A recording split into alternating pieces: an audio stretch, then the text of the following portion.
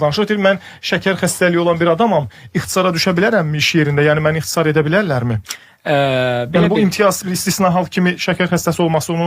Ümumiyyətlə o norma, biz necə, yəni ixtisar olunarkən ixtisarda üstünlük verilən şəxslər var.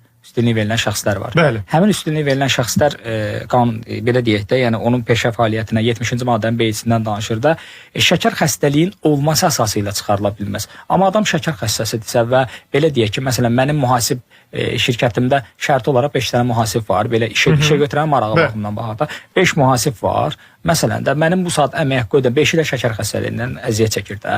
Mənim də 5-nə də əmək haqqı ödəmək imkanım yoxdur. Və maddi imkanım yoxdur. Ya şirkəti bağlamalıyım, ya da 5-nə və ya mənim maddi gücüm, daha doğrusu iş yüküm o qədər də çox deyildi, azalır. İxtisar eləmək axı mənim əmək məcəlləsində göstərir ki, mənim hüququmdur bu.